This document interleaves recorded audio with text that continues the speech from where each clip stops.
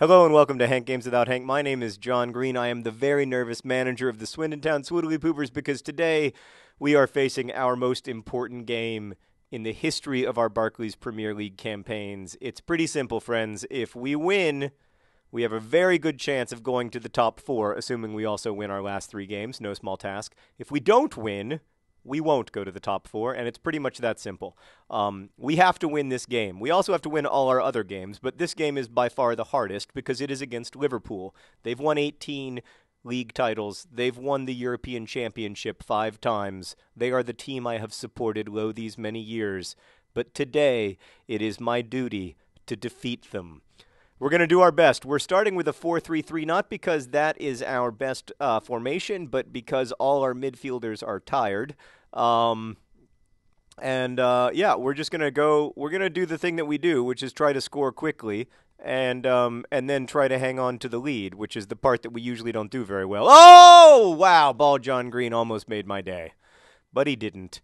I'm going to talk today about anxiety because that was the most upvoted thing for me to talk about. Speaking of which, oh boy. If you don't mind, oh, really? Yes! Fernando Torres doing the Fernando Torres thing that he likes to do, which is not scoring.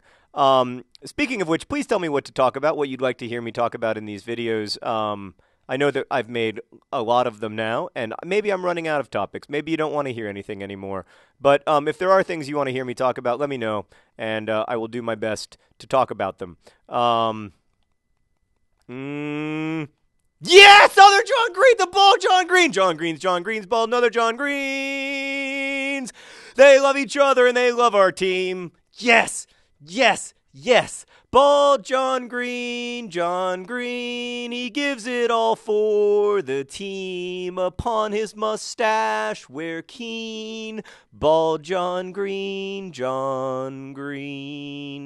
All right, now we need to get a second goal because everybody knows that the Swindon Town Swoodilypoopers give up a goal in the second half no matter what. So one goal is not enough. We need a second goal, guys.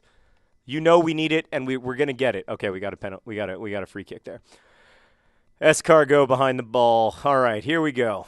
That was huge. So anyway, yeah, tell me what to talk about, and if you don't mind, use the phrase "talk about" because I read all the comments, but sometimes, like weeks later, I go back and see what you guys wanted me to talk about, and I try to do it. Demon Goldilocks. No.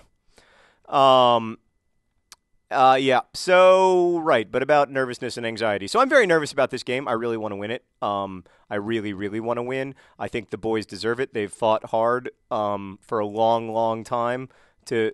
Oh, no. Fernando Torres! Oh, he can't clear! That was a terrible clearance. They deserve it. And I, I love this team, and I hate to see that. God! Aquilani. That guy doesn't even know how to get out of the net, and yet somehow he managed to score. Keep trying. I want you to try forever. All right, so back on even terms. That's frustrating. So I'm nervous about this game. I really want to win, but it wouldn't be accurate to say that I'm having an anxiety attack. But people say that kind of thing all the time. They don't mean it. Oh, it's McGoldrylocks! He's big, he's red, he's found the perfect bed. D. McGoldrylocks, he's big, he's red, he's found the perfect bed. D. McGoldrylocks, beautiful goal. All right, so we're back on top. This is seesaw stuff right here. However, I do have anxiety attacks, and I know exactly how they feel, and they don't feel like this. They don't feel like being nervous. There's sort of nothing pleasant or fun about them, in fact. I think the reason that we use... Oh! Damon Goldrylocks! We're up 3-1! Damon Goldrylocks! He's big! He's red! He's found the perfect bed! Damon Goldrylocks! This has been nothing but singing all game. Okay, all right. Calm down. Everybody calm down. We're up 3-1. This is a winnable game at this point. You've got to say that we could win. I don't say that we're going to win, but when we're up 3-1, mainly we just have to defend. Admittedly, that is what we are worst at. The difference between anxiety and and nervousness is in some ways analogous to the difference between D. McGoldrick's. No, is in some ways analogous to the difference between sadness and depression. And we have a habit of using those terms interchangeably. And I think we do that because when we are sad, we are trying to help people. It's very important that when you're sad, people understand that, oh no, Ricardo Bunsen Burner, no, Fernando Torres. This is getting ridiculous. It's 3-2. All right, I'm gonna go. I'll tell you what I'm gonna do. I'm gonna go to defend. I mean, this sucks. This is hard. I really want to win this game, and it's 3-2. We're just gonna try to get to halftime here with a nice, comfortable 3-2 lead, or maybe 4-2. Maybe no, 3-2 is good. Right. So this catastrophizing, as it is sometimes known, where you take a feeling like sadness, or you take a feeling of sadness and you try to explain it as depression or as major depression or whatever. A lot of times, I mean, I don't think it's exaggerating. I don't think it's fair to call that exaggerating. I think what it is an attempt to get people to off the post. Oh, and then a heroic performance from I don't even know who. Wow. It was almost 3-3. And now it's halftime. Okay. Get into the locker room, recoup. That was a crazy half. And then come out and hopefully say something about anxiety that makes sense. So the anxiety that I live with is, manifests itself in lots of different ways. Like I can have like really bad feelings and thoughts about my health, for instance, or I don't know, lots and lots of different things, to be honest with you. And I often, or not often, but I sometimes have anxiety attacks and I guess panic attacks and stuff. That is especially like, there are some things that are especially difficult for me or challenging for me or like make me especially anxious. Among them is being around a lot of people, especially when I'm expected to like be the center of attention or talk to a lot of those people. That can be pretty overwhelming for me. I don't think that's even that rare. I don't think most people's neurons were really, that wasn't a foul. That was a Christian side hug. Most people's neurons are really designed to deal with that level of input. Maybe Berna? No, you chose not to. See, in that situation, or did it come off? Yeah, it came off me. So why didn't you just save it? Oh, all right, whatever. Great call, ref. And that stuff can be very difficult for me and can lead to panic attacks and anxiety that manifests itself in other ways too. And that can be a challenging thing to live with, but it's something that I've lived with for a long time. So, like I have relatively good, and I've had a lot of therapy over the years and stuff. So I have relatively good strategies for dealing with this stuff and living with it. Ball John Green over the net. Probably should have just taken it down calmly and then shot with his foot. So I do, like, I feel relatively comfortable with it. Like I know my limits and I know what I can and can't do. And, like I'm pretty, it's been a long time since I had, like a debilitating sort of panic-like event in a public space where there were expectations of me or my work or whatever. So I don't worry about it that much in that sense. But I do, yeah, it's not fun, obviously. And it's not something that I particularly, like, but it's also something that I've just sort of learned to live with. As for how I've learned to live with it, I'm a big believer in peer-reviewed science. So there's quite a large body of evidence about what helps with these sorts of mental disorders and what doesn't help. And the main thing that helps is cognitive behavioral therapy in concert with medication. So that's what I do.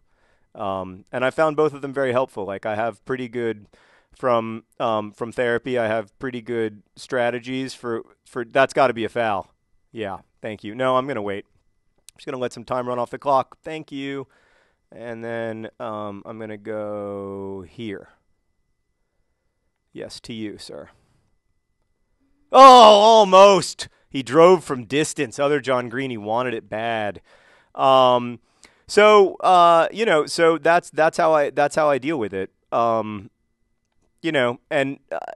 I think you sort of have to. I think one has to sort of evolve strategies over time that make it easier to deal with it. But ultimately, it's just something you live with. It's not really something that goes away, at least so far as I can tell. There don't seem to be a ton of reports of people having sort of a big lifelong recovery or anything.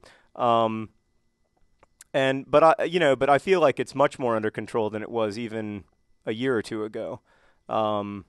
Particularly I was really sick for a while there. It's hard to have an anxiety disorder and also a health crisis, like I did with when I ultimately needed my gallbladder out. But for many months, it was not at all clear what was wrong with me.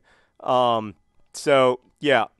Oh God, Ricardo Bunsen-Burner, he's out. Thank goodness. Take your time, Ricardo. Take your time. It's okay if they give you a yellow card for time wasting. I don't mind. Yeah. So I mean, there's not much else to say. I kind of think that illness is a little bit boring, even though I know I wrote The Fault in Our Stars, which is supposed to be a novel about illness or whatever. But it's not about illness, except in the sense that it's trying to reclaim illness from its examination by well people. But yeah, I don't. The main thing to me is that I want I want to live as happy and healthy and productive a life as possible, and controlling or limiting the role that my anxiety plays in my life is a big part of that. So yeah, that's all it is. The question that now looms is, can we find a way to win this game? Oh, wow. Other John Green had to finish, and he didn't. He had to finish there.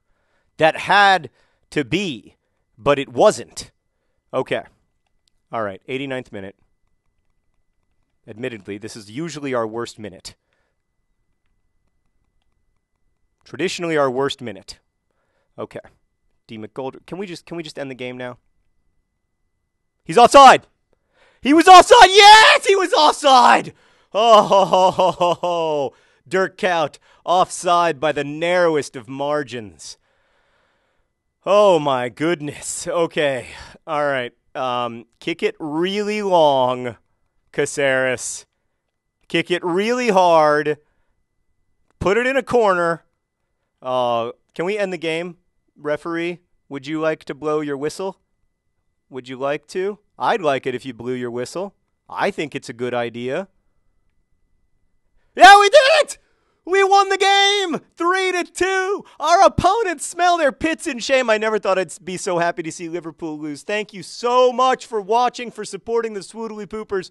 A fantastic performance by D. McGoldrylocks. Really, the performance of the season from D. McGoldrylocks. The John Greens, of course, played their role as they always do. But, I mean, D. McGoldrylocks has established himself as a star on this team.